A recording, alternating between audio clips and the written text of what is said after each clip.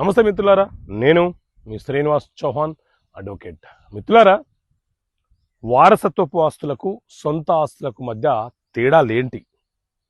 అసలు వారసత్వపు ఆస్తి అంటే ఏంటి, సొంత ఆస్తులు అంటే ఏంటి? ముందుగా వారసత్వపు ఆస్తుల గురించి తెలుసుకుందాం. వారసత్వపు ఆస్తులు అనంటే మన తాతల నుంచి వచ్చే ఆస్తులను వారసత్వపు ఆస్తులు అంటారు. అది ఏ ఆస్తి అయినా కావచ్చు, అగ్రికల్చర్ ల్యాండ్ కావచ్చు, ఒక ప్లాట్ కావచ్చు, ఒక ఇల్లు కావచ్చు, లేకపోతే అపార్ట్మెంట్లోని ఫ్లాట్ కావచ్చు, ఏదైనా సరే మన తాతల నుంచి మన తండ్రులకు, మన తండ్రుల నుంచి మన వద్దకు వచ్చేసరికి ఆస్తులను వారసత్వపు ఆస్తులను పిలుస్తుంటారు. ఈ వారసత్వపు ఆస్తులను తండ్రి తనకు 3 కొడుకులైతే ఒక్క కుమారుడికే ఇస్తానంటే చెల్లుబాటు కాదు.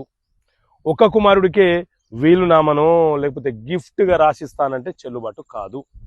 వారసత్వపు ఆస్తిలో జన్మతహాగా తల్లి గర్భంలో ఉన్నప్పటి నుంచే ఆ వారసులకు హక్కులు సంక్రమిస్తాయి. అంటే వారి వాటా కోరే హక్కు వాళ్ళకు వచ్చేస్తుంది.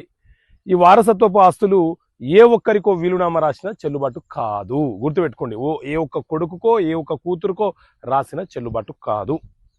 ఎందుకంటే అది తరతరాలుగా వచ్చింది కాబట్టి మన తండ్రులకు కూడా ఆస్తుల మీద హక్కులు ఉండవు.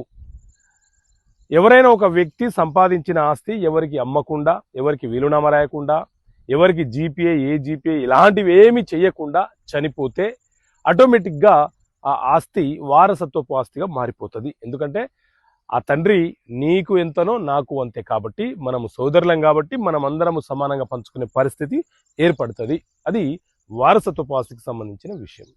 అదే సొంత ఆస్తి అని అంటే ఎవరైనా తన కష్టార్జితంతో సంపాదించిన ఆస్తిని సొంత ఆస్తి అని అంటారు. అది ఒక పురుషుడైనా కావచ్చు, ఒక మహిళ అయినా కావచ్చు, ఎవరైనా సరే ఆ ఆస్తి మీద వాళ్ళకే పరిపూర్ణమైనటువంటి హక్కులు ఉంటాయి. వాళ్ళు ఎవరికైనా అమ్ముకోవచ్చు, వీలునామా రాయవచ్చు, గిఫ్ట్గా ఇవ్వవచ్చు, ట్రస్ట్కి ఇచ్చుకోవచ్చు, గవర్నమెంట్కి ఇచ్చుకోవచ్చు, రోడ్డు మీద పోయే 3వ వ్యక్తికి ఇచ్చుకునే హక్కు వాళ్ళకు ఉంటుంది. సొంత ఆస్తులను నియంత్రణ చేసే హక్కు భార్య కానీ, కొడుకులు కానీ, కుమార్తెలు కానీ ఎవరికి సంక్రమించదు.